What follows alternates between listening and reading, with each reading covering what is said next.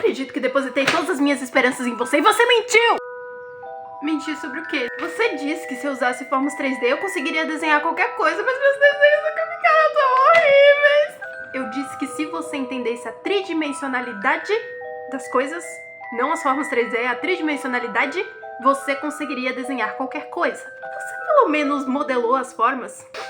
Modelei. Eu amassei o papel e joguei fora!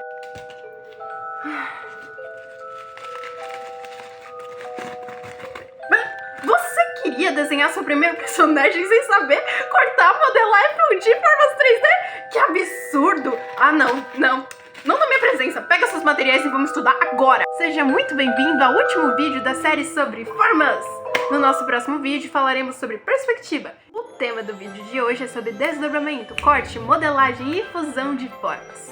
Vamos começar retomando as formas 3D básicas: cubos, cilindros, esferas e pirâmides. Organizei essa aula pensando no nível de dificuldade de cada conceito. Começando pelo desdobramento, ele consiste na repetição de formas 3D iguais ou diferentes, tendo variações de tamanho ou posição. Para executar o desdobramento com excelência, você precisará fazer uso da perspectiva isométrica, que é uma perspectiva sem distorção que se baseia no uso de linhas paralelas. Lembrando que linhas paralelas são aquelas linhas que não se encontram. É também importante considerar o ângulo de visão. Um objeto jamais pode ser visto de cima e de baixo ao mesmo tempo, por isso cabe você decidir que ângulo está desenhando. Essas formas já são do seu conhecimento, você só tem que imaginar elas em posições diferentes. Pensa bem, se eu estou abaixo da linha do horizonte, eu estou vendo a base do cilindro maior. Não faz sentido a base e o topo do cilindro menor aparecerem. A mesma coisa vale para o cubo. Se eu estou acima da linha do horizonte, quem aparece é o topo do cubo menor e o topo do cubo maior. Tá, Mari, mas eu só vi formas iguais até agora. Se eu decidir desenhar duas formas diferentes, como é que fica? Linhas paralelas. Sempre olhe para as linhas paralelas. Elas são o seu guia em qualquer desdobramento. Quando eu desenhei a pirâmide sobre a caixa, a primeira coisa que eu pensei foi nessas linhas diagonais.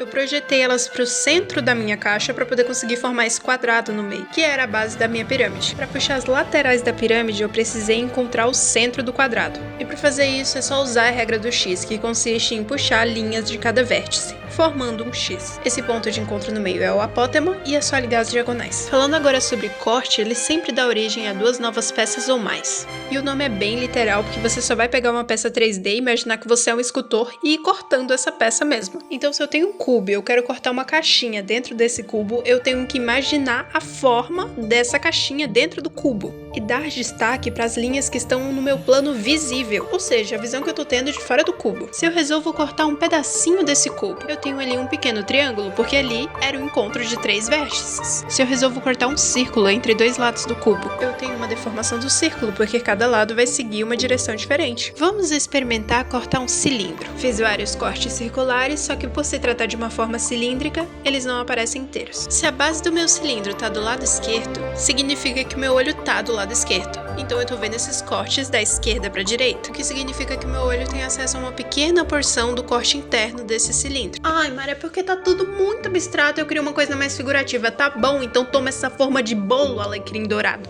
Brincadeiras à parte, dá pra fazer muita coisa legal com o tronco do cone. Essa é uma das ferramentas que os artistas usam, por exemplo, para desenhar braços e pernas. É claro que você também pode optar por cilindros, mas o cone leva em consideração que a espessura que você tem entre o seu ombro e a metade do seu braço não é a mesma.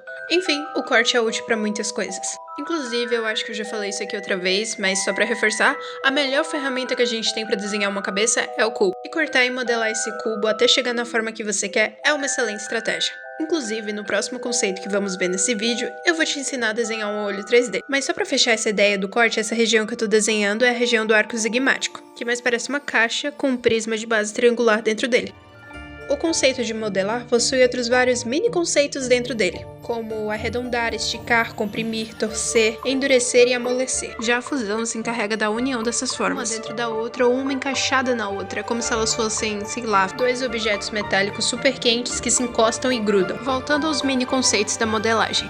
Imagine que eu tenho uma esfera dura, maciça, e sobre ela eu vou colocar uma capinha bem molinha que vai se moldar ao formato da esfera. Tipo uma massinha mesmo? Pois é É assim que se cria um olho 3D. A gente precisa ir pensando nos graus de dureza dos objetos que a gente está desenhando. A esclera, que é essa parte branca do olho, é muito mais dura do que a pálpebra, que é o que está em cima. Perceba que a pálpebra não é uma forma nova, ela só se moldou à esclera. Vamos trabalhar agora o conceito da torção, que você pode incorporar por meio de linhas gestuais ou de um pequeno pedaço de papel. É sério, experimenta cortar uma tirinha de papel e ir modelando ela nos dedos para ver as formas que surgem.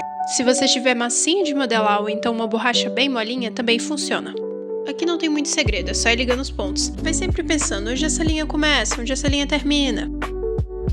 Falando agora um pouco sobre o conceito de arredondar, é impossível não entrar também no verbo fundir. A minha ideia de exemplificação aqui era desenhar uma rosquinha, tipo aquela dos Simpsons. Então eu comecei tendo como base esse cilindro achatado e fui arredondando essa rosquinha na parte interna do cilindro. O que me fez lembrar, sabe o que mais tem um formato arredondado? A parte de dentro do seu dedo.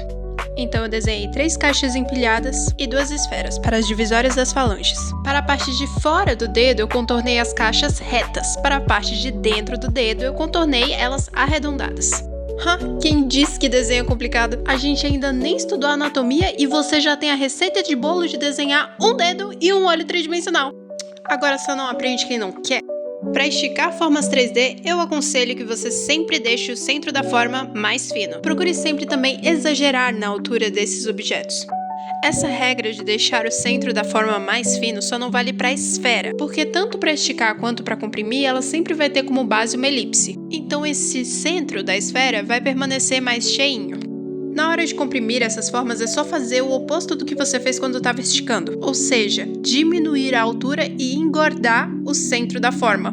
Vamos falar finalmente agora sobre fundir. Lembra quando eu falei que alguns artistas usam troncos de cone para desenhar braços e pernas? Então, eu tô mostrando como isso funciona agora na prática. Claro que os troncos de cone que a gente vê nessas artes são bem mais esticados do que esse que eu desenhei. Mas isso era só para ter noção da estrutura que existe por baixo de um personagem. Se você gostou desse vídeo, não se esqueça de curtir para ajudar meu trabalho e até a próxima!